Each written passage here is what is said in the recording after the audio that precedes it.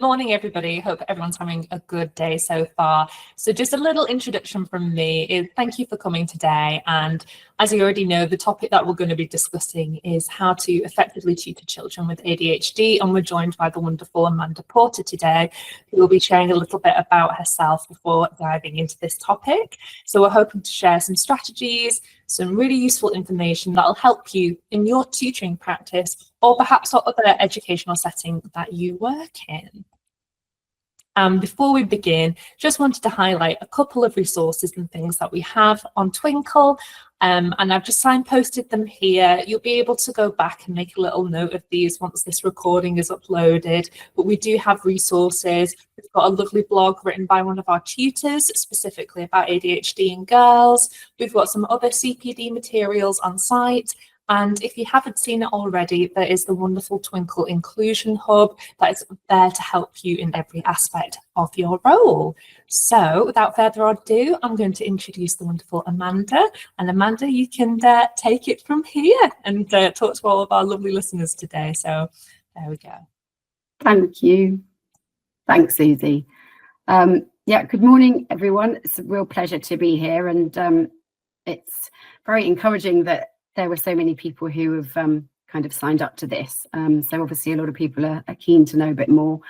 So just very briefly, a little bit of information about me. I'm a qualified teacher and started my career in mainstream schools in London. I was a Senko there in quite challenging, I would say, schools in inner city London, and I then moved to the Midlands and worked in a pupil referral unit, and from there kind of moved into specialist advisory services.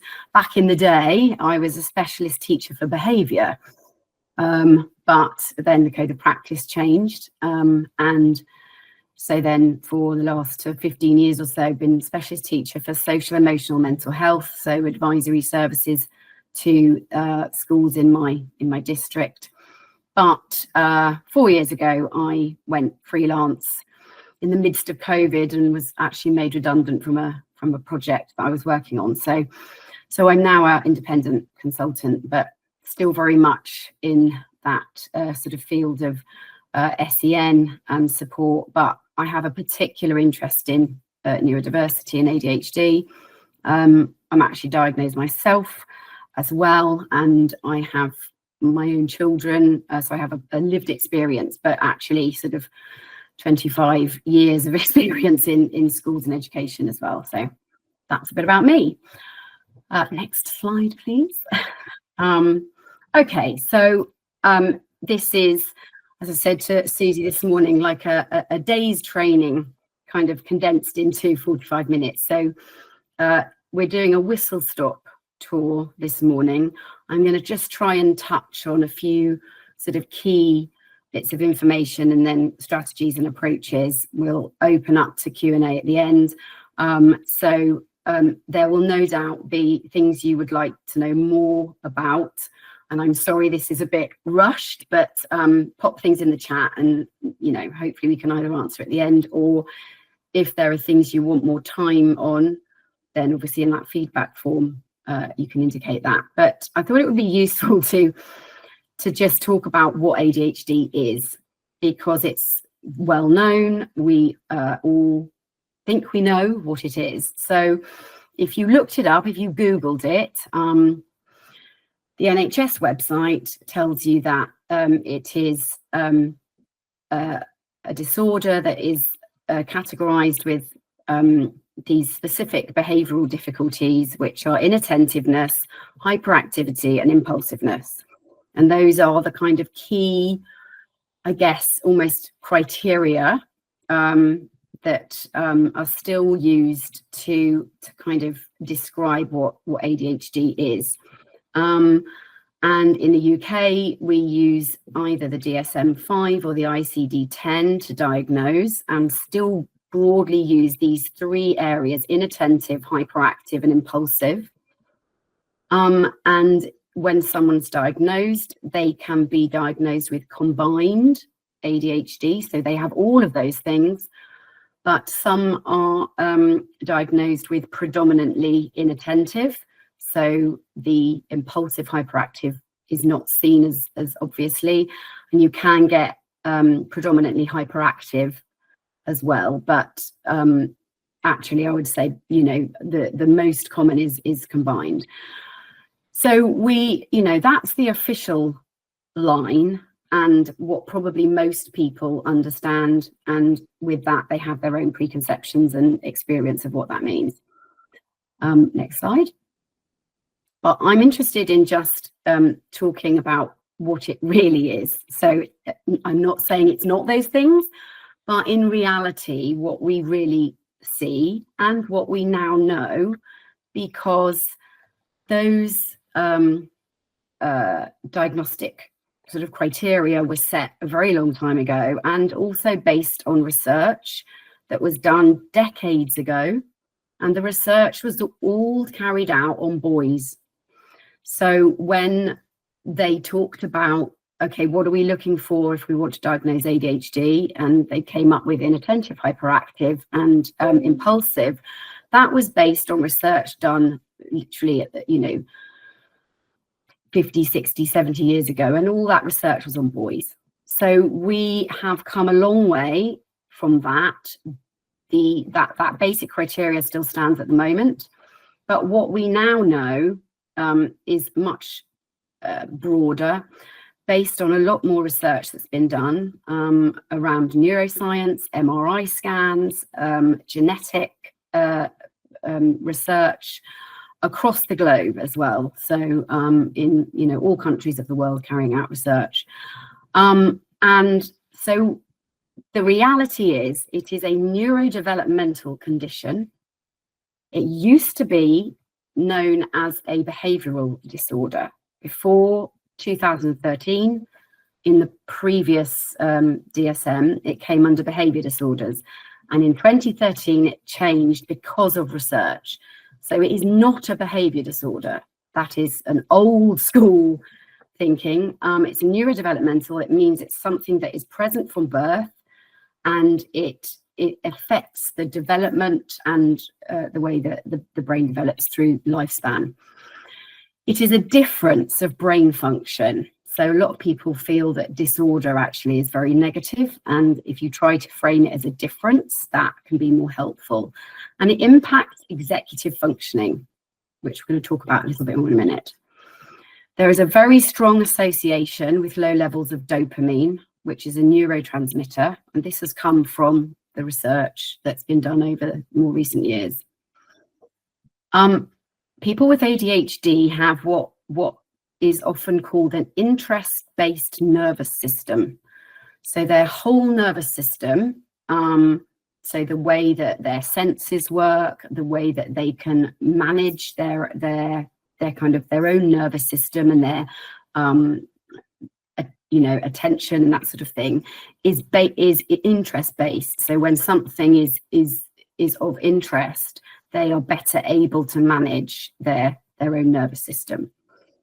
It is strongly associated with difficulties around emotional regulation. So that's all emotions. So if something's exciting, it's really exciting. If something makes you angry, it feels big. So there's an emotional side to it.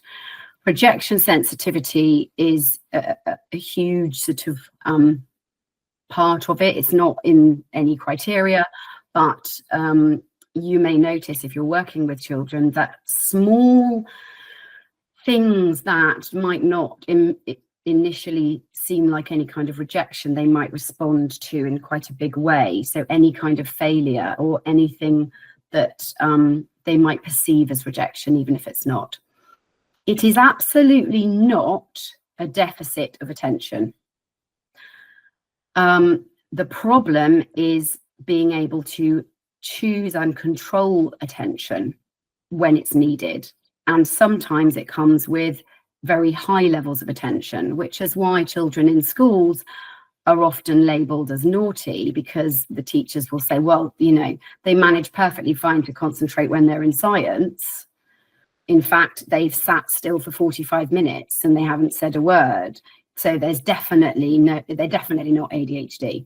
That's, you know, it is not about a deficit of attention. It's about not being able to effectively manage that attention.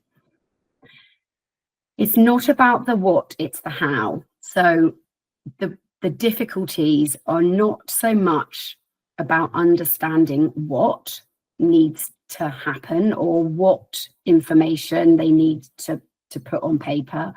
It's a problem with how to do it. So the, you know, it's all up here and it's really difficult to process it out and get it down on paper or express it in a way that the general world at large wants them to express it. Lots of research around how prevalent it is, depends what research you look at, but anything between about 5 to 10% of the global population is now thought to have ADHD. Lots of questions around whether some of that is to do with awareness and increases in people being diagnosed, but you know, it's a significant proportion of the population. And just a note that ADD, which some of you might be familiar with, which was attention deficit disorder, and I know parents still sometimes use this, is no longer officially a diagnosis. So that would be considered ADHD predominantly inattentive. So the hyperactive bit is not particularly obvious. So some people still say ADD, but just so that you're aware, it's all ADHD, but predominantly inattentive might be what they mean. So, okay. So there are lots of myths and misconceptions around ADHD. I think as a teacher, the things that really sort of still hit home are the language around ADHD and the fact that often children who have ADHD or perhaps may have but are undiagnosed might be labelled. And some of these words are things that I've heard many, many times. You know, they're lazy, defiant, naughty, lack of effort, can but won't. You know, oh, yesterday in maths, you know, he managed his quadratic equations perfectly well. Today, you know, he sat and done nothing. So he's perfectly capable of doing it. He's just choosing not to. This kind of idea, and the fact that they can't concentrate goes back to they can, but it's difficult to moderate that. Caused by bad parenting, heard that one many times before. We know it's not caused by bad parenting because of the research. So there are research papers that have looked into genetics, MRI scans that show differences in brain in comparison to a control group without ADHD. So we know that it's not bad parenting. However, it is highly heritable, which means there is very, very strong sort of links with genetic links. So what might be the case is that you may have a parent or parents who also have ADHD, which, you know, throws up its own challenges. And the idea that you grow out of it. So you don't grow out of it, but what tends to happen is people develop coping strategies, or they organize their life as they come out of education and they make choices sometimes, or not always, but sometimes that suit their strengths. So they're no longer in a position or a situation where they're having to battle to be a square peg in a round hole. So some people carve out their life so that actually ADHD doesn't throw up huge issues for them because they're not having to face or do certain things that are difficult. So it is always there, but it's to do with coping. Okay, next slide. Thank you. So just I briefly want to speak about dopamine because I think it's really quite powerful to know a little bit of the science about ADHD. So the research suggests that there's an issue around dopamine, lower levels of dopamine, or an ineffective sort of use of the dopamine that's there. It's a neurotransmitter, and we have lots of different neurotransmitters in our brains that are responsible for different things. And this little picture here shows the synapses in our brain that are then joined together like this to make connections. And when a connection is made, then you are able to carry out or behave in a certain way, or your body does certain things when that connection is made. So when the connections are not there, or they're weak, those things either don't happen or they're more difficult. And dopamine specifically is connected to the parts of the brain and the nervous system that are responsible for movement, memory, the pleasure and reward system, the motivation system, and attention. There's other things as well, but those are really key. So when you start to understand that people with ADHD, their brain wiring and their levels of dopamine and the way that their brain is using that dopamine and making connections or not, and you know that that list of things right there is what is linked to dopamine, you start to realize the reasons why ADHD may have this specific set of symptoms, if you like, or difficulties.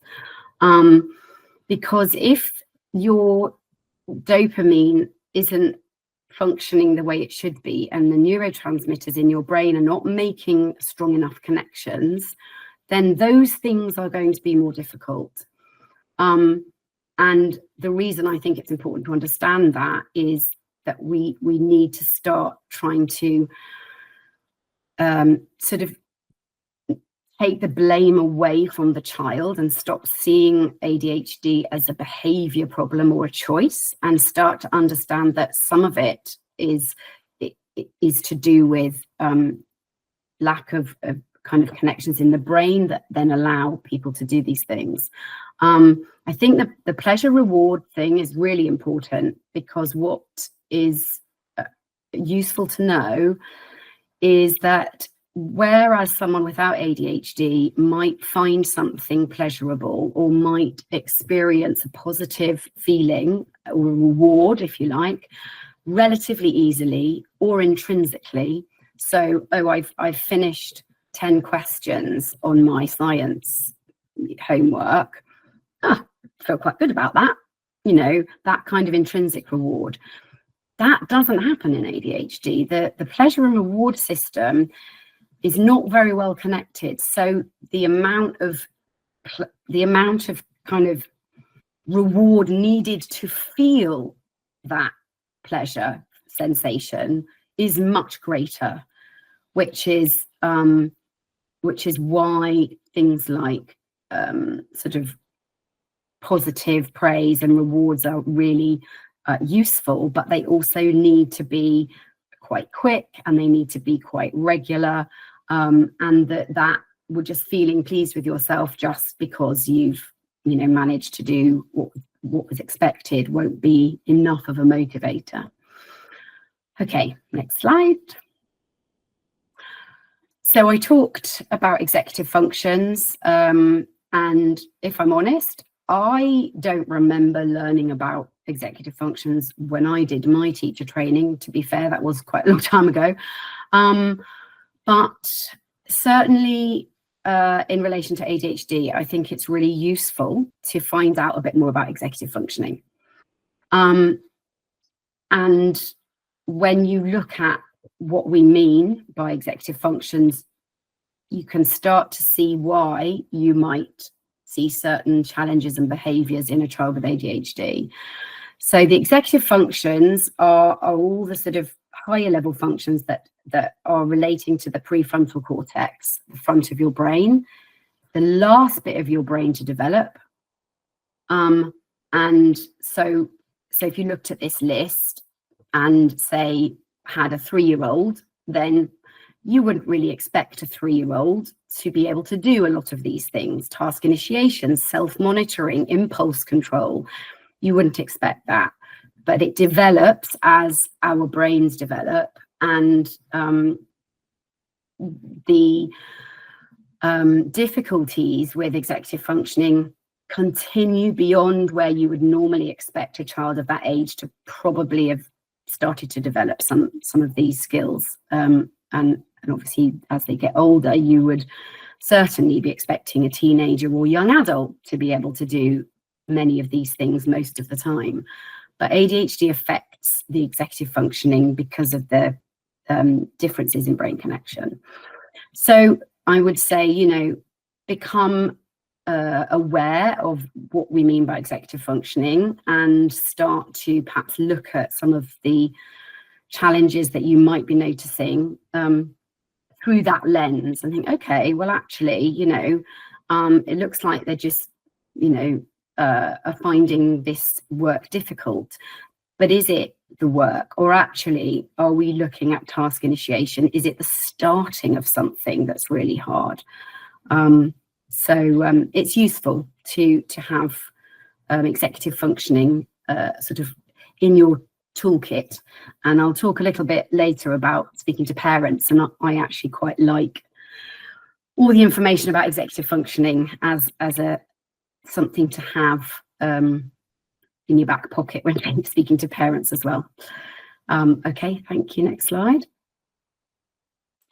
So the other thing that I wanted to just touch on, because I think it will help when you are trying to piece together the jigsaw, if you're working with a child, is the fact that there are co-occurring conditions. So I'm sure most of you have probably heard of the term neurodiversity. It's very much the buzz phrase at the moment, and has been for a few years.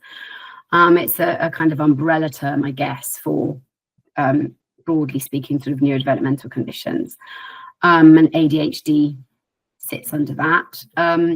And there are very, very strong links between ADHD and other conditions. So I've just kind of put a list of some of the most common co-occurring conditions. So autistic spectrum condition, dyslexia, dyscalculia, also dysgraphia, actually,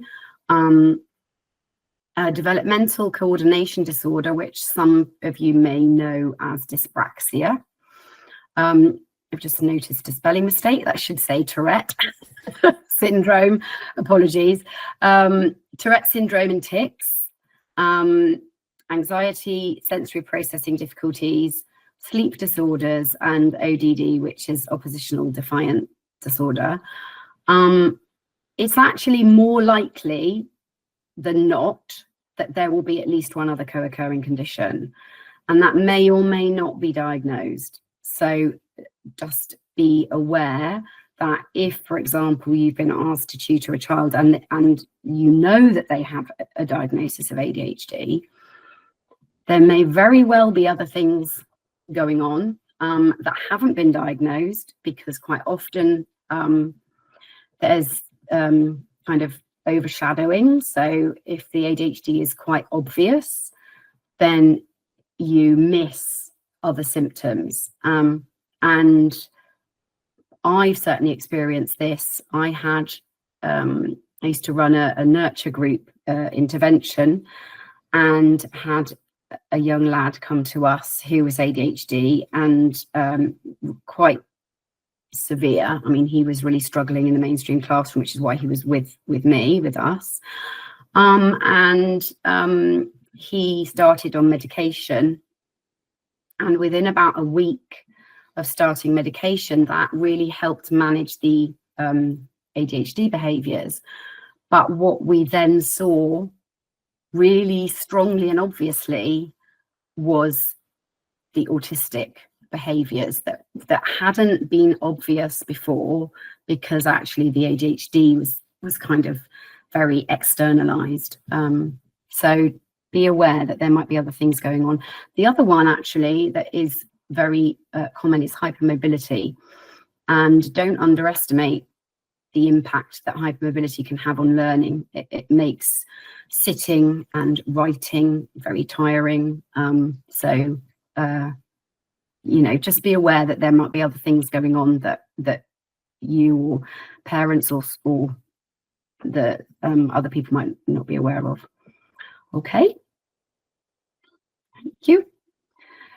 So I just want to go through a few kind of approaches and strategies. I mean, this is, like I said, it's like a whistle-stop tour. This is not you know, a full list, but perhaps some ideas to help you move forward, so that you can support a child with ADHD and hopefully effectively tutor. Okay. So the first thing that I would say is, in this room, this virtual room, we have a wealth of experience, and I am absolutely convinced that you all have a really extensive toolbox of strategies and approaches that you've learned over your time doing what you do, for supporting children. So I am not in the habit of teaching grandmother to suck eggs, but what I have known and noticed from working in schools in the past, and even from my own experience, is that you can know loads, but if you don't understand or recognize what's in front of you, you don't always know what to pull out of your bag of tricks. So I would encourage you to play detective. And by that, I mean, challenge those assumptions that perhaps you will have made. Think about some of the things that I've talked about in terms of what ADHD really is and what it really looks like, and what other things might be at play. And ask yourself before you jump in and say, oh, you know, he just can't sit still, or he's not interested, or, you know, whatever assumptions you might be making. Ask yourself, I wonder what is really going on for that child, and just try and drill down a little bit, because then you will start to be able to think about what strategies and approaches might help. And of course, understanding the individual and their strengths, interests and challenges. Now, I'm pretty sure if you're tutoring one-to-one, that goes without saying, but even more so with ADHD, because if you get to know that child and understand their interests and how their brain works, then you are going to be able to meet them where they're at. And if you start to try and identify specifically what their challenges are by using, say, the executive functioning kind of examples, then again, that will help you to move forward and think, okay, right, I'm going to try doing this. So that's the first thing is playing detective. Okay, next slide. So then in terms of creating a space for learning for, well, any child, you're not going to go wrong with this, but particularly a child with ADHD, I would say before you do anything else, you need to think about these two things, is the relationship and managing mood. So a child with ADHD has very likely experienced some significant negative responses in their life. You know, I can't remember what the research was. It was a long time ago, but said that a child with ADHD receives something like 20,000 more negative comments by the time they reach the age of 10 than the average child. It's something like that. I'll have to find the proper link. But, you know, they will have experienced almost like micro traumas, you know, not that anyone would notice, but little things throughout their life, from friends, from school, from parents. And you could have the most loving parents in the world, but a child with ADHD can be really annoying and really frustrating at times. And so even little things like just feeling that they're not good enough, or that they've done something wrong, or that they're always in trouble. So trusting you and feeling safe and connected is really important for a child with ADHD. I would say more so than your average child. And they will often not have been treated very respectfully. They also possibly will give as good as they get. But when that is tied up with impulsivity and difficulties with emotional dysregulation, and the fact that they are a child with a condition that impacts their executive functioning, you have to adjust a little bit how you're going to build that relationship. And this idea of unconditional positive regard, so trying to separate out something that might not be a particularly positive behavior from fundamentally the person in front of you, and making sure that they understand that you want to be with them, that you like spending time with them, you want to tutor them, you want to share that space with them. And actually, if they do something that is frustrating, or they're struggling with something, that is separate from who they are. So that relationship's really important.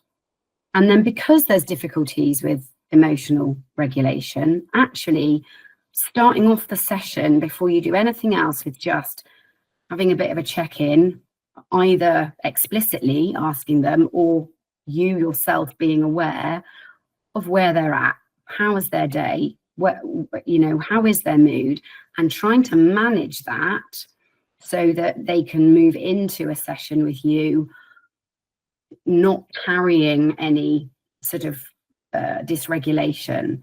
So using things like de-escalation techniques. So if they come in a bit heightened, either overexcited or angry about something or upset, actually just trying to de-escalate that by managing, your sort of own behaviors, tone of voice, that sort of thing, not shoving lots of demands at them straight away, but just kind of settling into it. Plan for success. So if you're starting something new and you know that there might be a bit of a challenge, make sure that whatever it is that you're going to be working on, that there's going to be something that they can already do, so that they easily get that kick of the reward of being able to achieve something before kind of moving on to something more challenging. And just using sort of positivity and noticing the positives, and sort of feeding that, because they will be hungry for it, and that will help the dopamine levels naturally rise in the brain. So you are going to get better connection with the neurotransmitters, and then they will be better able to focus, be motivated, etc. Okay. So I've just picked a few kind of things to focus on. There'll be many, many more, I'm sure, but that Susie and I chatted and felt that possibly these were problems that might come up quite frequently. So one of them being difficulties getting started. So you might find that there is an individual who you absolutely know has got it all up here. They know their stuff, they can do it, they're more than capable. But actually, when it comes to sitting down and getting started, it's not happening, or it's a real struggle. And sometimes you can start to see behavioral problems arise there, because there's a problem getting started. They will perhaps have found maladaptive strategies for managing that. But certainly in a classroom, things I've seen, any kind of distraction. In fact, I probably, if I play up and then I get sent out, at least I won't then have to keep struggling with getting started, which is the thing I can't do. So some tips on that. One of them is using what I kind of call collaborative language, the us and we instead of you. So starting off with this idea that we're in it together. So if, I mean, obviously you could be working with, I don't know, you've probably got a very wide age range right here at the moment, but if you were going through working on some maths and you perhaps done an explanation and then you wanted them to have a go at doing one of the questions independently, saying something like, right, shall we have a go at this one? I tell you what, you know, why don't we try number one, and let's see if we can remember what we've just learned, as opposed to, right, would you like to have a go at number one? Because straight away, the onus is completely on them, and all sorts of fears around the fact that they can't remember the first step of what you told them just now because of executive function difficulties and working memory, or some kind of fear that they're going to get it wrong because that is historically what their experience has been. So using the we and us to start off is a really nice way to soften that and make them feel like they're going to be held and that they can get started. Like there's not that fear of failure, because that's a big part of not being able to get started. Support verbal processing. So what I mean by that is allow them to verbally process to you what it is that they want to say or what they're thinking. So they'll have all this jumble of ball of knitting in their head, and actually sometimes they'll need to verbally process that first before they can actually get started. So recognizing that you need to give them that opportunity. Sentence starters, now that's, you know, a classic kind of strategy, but I would say sentence starters, you know, times 50. So rather than just doing perhaps what you might normally do as sentence starters to support a child with SEN, with ADHD, you might need to start off with doing, you know, a sentence starter for every sentence. And I'm not talking about for 8-year-olds, I'm talking about 15, 16, 17-year-olds. Grab Post-its, write those kind of keywords or get them to verbally process, and then jot down the first 4 words of what they've said from each sentence and then stick them in front of them. So they have got a visual prompt for every step to start with, to avoid that anxiety of, oh, I know it all in my head, but now I can't get any of it out.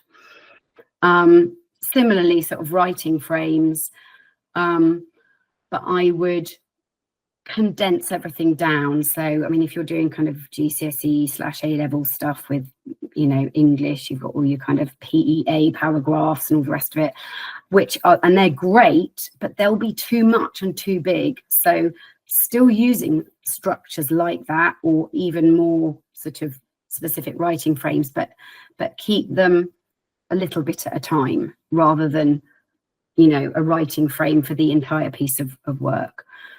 Avoid giving them a blank page. Like that creates so much anxiety. So, you know, using visuals or, you know, examples. Okay, so this is the sort of thing I mean, so they can read that through first. And then also just consider whether actually they're not settled enough to start. Are they hungry? Are they cold? Are they uncomfortable, but even they don't realize? Like, do they need to take their shoes off? So they, you know, there may be some sensory triggers that are meaning that they're actually internally quite distracted, but don't yet realize it. Okay. So a bit about supporting working memory. So this is one of the executive functions, and this is I guess we all have working memory, and we have a relatively small capacity. It's the bit of the brain that holds the immediate information that we've been told in the very short term, so that we can use it for the next step of what we're doing. And the problem is that when you have difficulties with working memory, the capacity is even less. So to support that, using things like notes and prompts, Post-its. So again, if it's, you're capturing ideas that they're then going to go away and use in a piece of writing, or you're going through, a topic in science, and whilst you're discussing it, they're on it, they can give you the answers, they're showing an understanding, but literally 5 minutes later, they're struggling to bring that language, the specific language or that concept back to their, the forefront of their brain. So use visuals to support working memory, things like whiteboards, and encouraging them to learn these as well. So if they're doing their own revision, that they're used to using a post-it to support themselves, or jotting things on a whiteboard, being their second brain. So, don't feel like it's cheating to remind them of a particular word or fact if they're trying to do, answer a question or do a piece of work. It's not giving them the answer, it's just helping support that working memory so they can experience success. And over time, and the next thing about repetition and overlearning, eventually these things, they will go in, but you would need to plan for a lot more of that repetition and overlearning in many cases than you would for someone who doesn't have ADHD. And also reducing the information that you're giving and reducing the language around the information so that they can focus on keywords or key facts and not too much at once. Okay. Supporting organising and planning and prioritising, because that is a real challenge. And although that might not impact in the immediate moment in what you're teaching, it will impact things like having the right equipment, having done the homework that you wanted them to do, or even just planning within a tutoring session, being able to organise as a start, middle and end something. So again, really focusing on things like visuals, lists and pictures. And what I would like to say is, don't hold back from using strategies that you know work, but you've only ever used with younger children. So you can adapt and, make it age appropriate. But, my son is nearly 16 and I still use visuals to help him remember things that he's got to put in his bag. Writing down homework and plotting it out on a, on a weekly schedule. So that really helps to support things like planning and prioritizing. Time management is an absolute nightmare. Like ADHDers have no concept at all of time.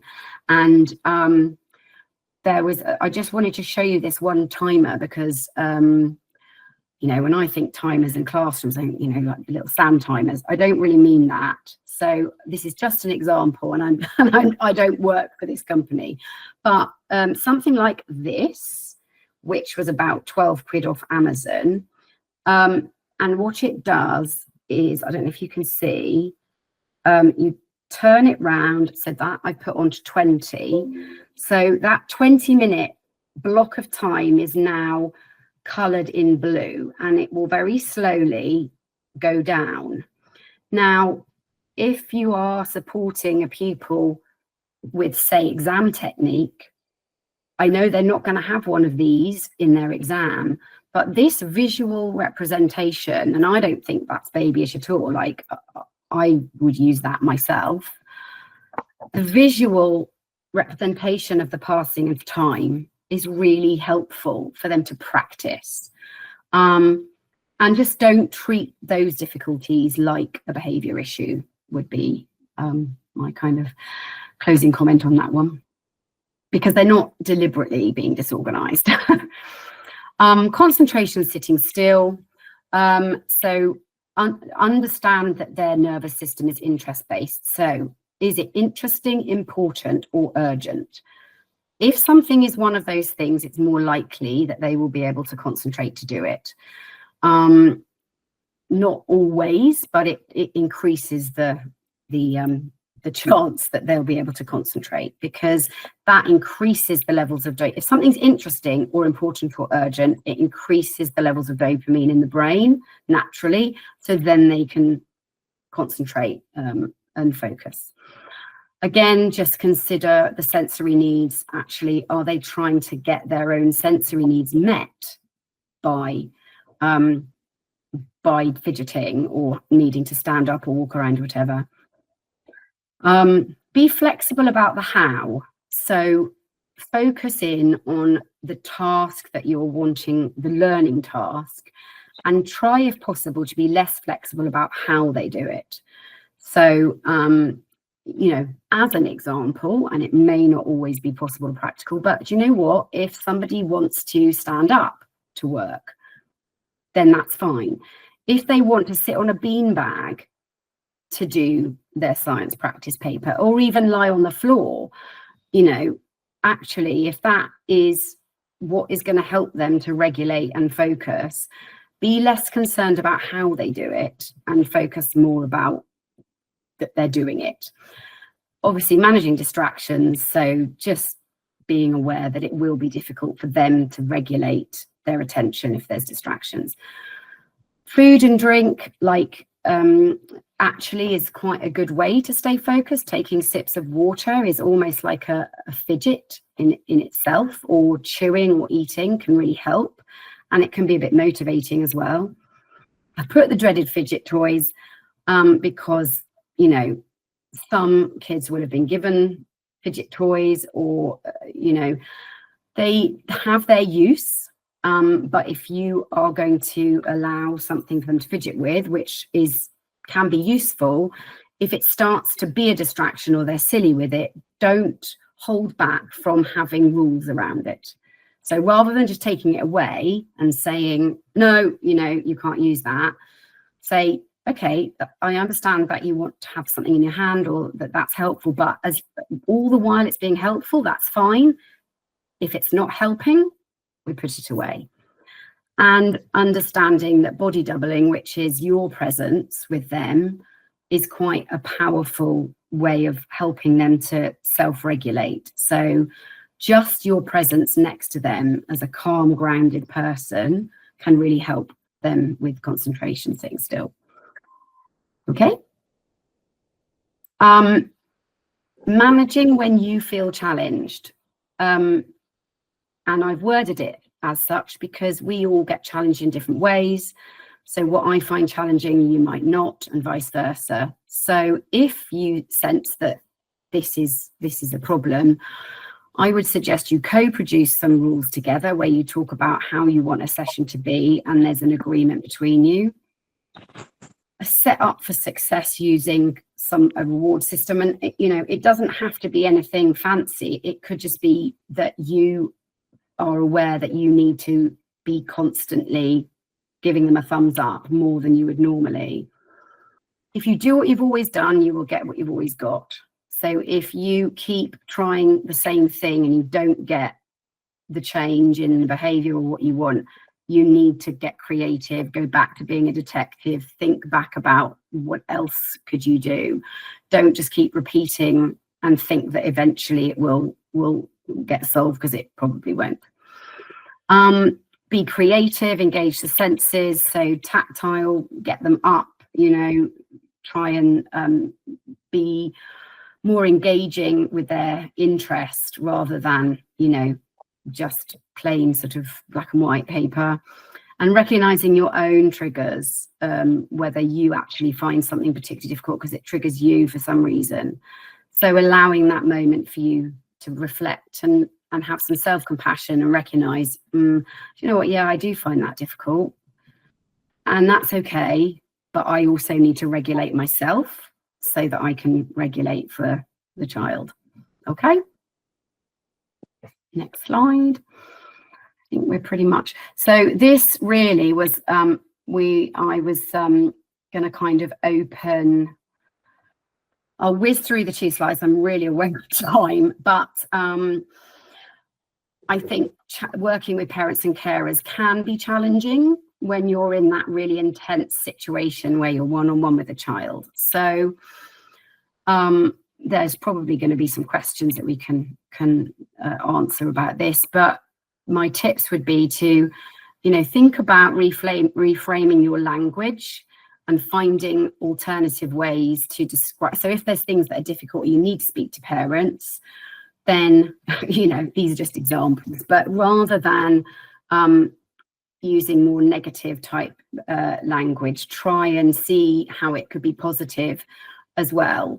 There's some examples there. So rather than restless, energetic, you know, instead of saying moody, you could say, you know, they're quite sensitive, or, you know, they seem to be quite empathetic, that sort of thing. So trying to think positive.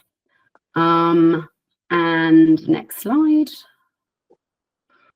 And if you find yourself in a situation where actually you think that maybe this is ADHD, but no one said anything, how do you bring that up and have a conversation? What I would say there is you don't need to use any diagnostic language. You don't need to even mention ADHD if you think that's going to upset the apple cart.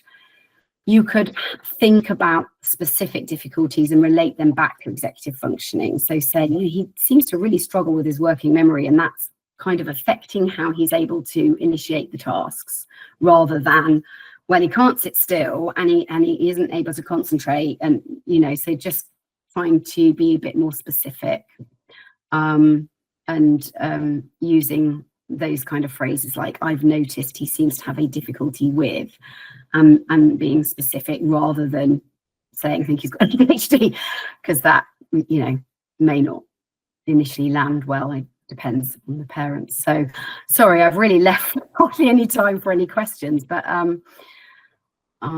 is that, yeah, that was just some other ideas of positives that you might want to take away with you, and that you might notice about some of the young people that you work with.